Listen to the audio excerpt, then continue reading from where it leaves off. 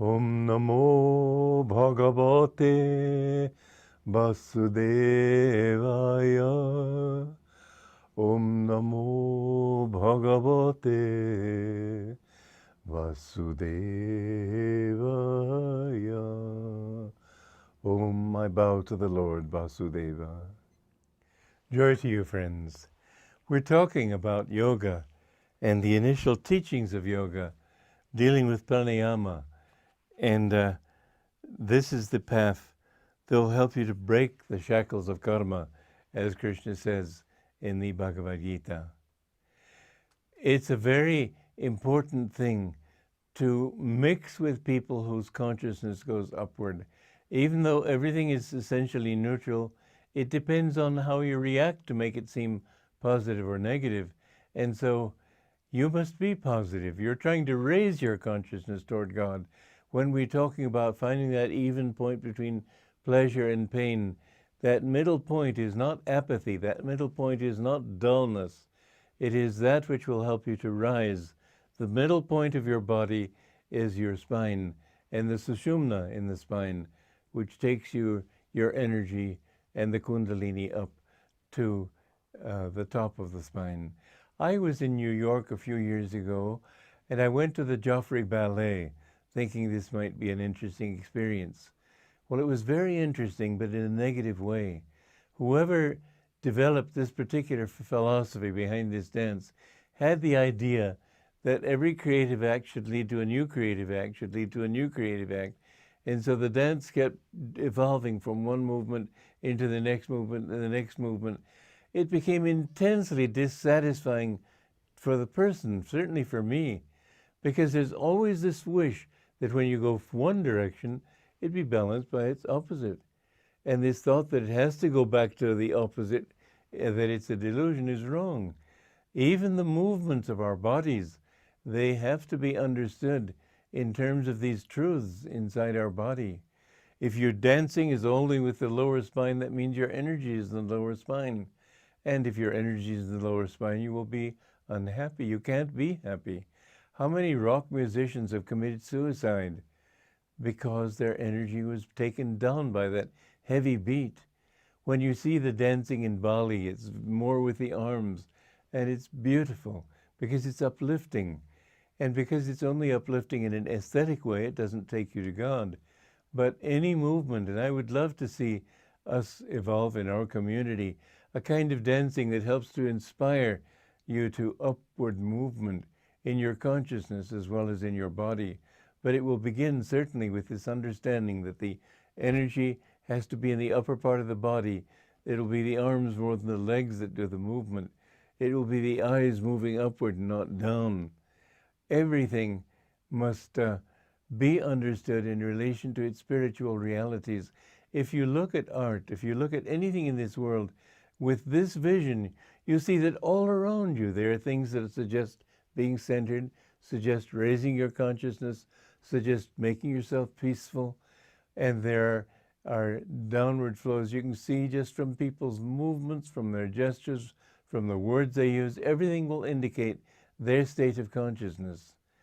And if you can understand this, then you can understand how to get control over your own body. Be refined in your consciousness. Why should you be refined? Well, because you'll be happier. Refinement means getting rid of all the dross, that dross which is only dirt in the mind, and it keeps the mind from being able to think clearly. It keeps the feelings from being able to feel clearly, and you can never succeed in life. Anybody who is a success in life will, to some extent at least, have abided by the principles that I am describing here. And so in yoga, what they try to do is first, either through the inhalation and the exhalation, to get the mind, to get you to understand, this is the secret of Kriya Yoga. You get control over the upward and downward movement in the spine, of energy in the spine. And once you've got control of that movement, even though the control seems to be just physical, or at least just on an energy level, you will find automatically you look at the world and you're not touched by it so much. You see that, oh, this is something inside. I appreciate it in myself, not outside. And then what you need to do is bring that energy into the deep spine where the energy is stilled. Now, in Kriya Yoga, what it does is magnetize the spine so intensely that all that energy of the body is drawn into the spine and goes into the lower, through the lower chakra into the Sushumna. But in the other kinds of yoga, they try to bring you to that by breathlessness, and that too is good. It's just not as direct. But for example, just watching the breath and letting it gradually calm down. You feel yourself detached from the breath. And as you feel that I'm not breathing, so the breath becomes, well, if somebody's sitting in a restaurant staring at you, don't sort of finally begin to freeze and not want to move. Well, you could say that's the truth with the breath also. You keep watching it and finally it gets embarrassed. And whatever the case, now I'm joking, of course, but whatever the case, the breath becomes calm, and only when there is completely calm breath will you be able to see things clearly. So yoga begins with the breath and with pranayama. Then only when you've really controlled the breath can you practice pratyahara correctly. And pratyahara is the next stage of Patanjali, that you interiorize the consciousness. Mind you, you can interiorize your consciousness with all these levels, but that's the time when you completely concentrate on interiorizing your consciousness. At any time, if you enjoy anything outside, think that you're enjoying it inside. That will be one beginning of the practice of interiorizing your consciousness, of pratyahara. All these stages, they're 8 limbs, and they all have to be active, even up to samadhi. That if you have a completely clear mind, if you can sit still and so on, then you will find that not only is samadhi easier to attain, but if you have the thought of samadhi, even while you're trying to control your body and your actions and your energy, then you'll attain that state much more quickly. So Yogananda told us, my poem Samadhi, it's in Autobiography of a Yogi and also in another book of his, Whispers from Eternity, a beautiful book.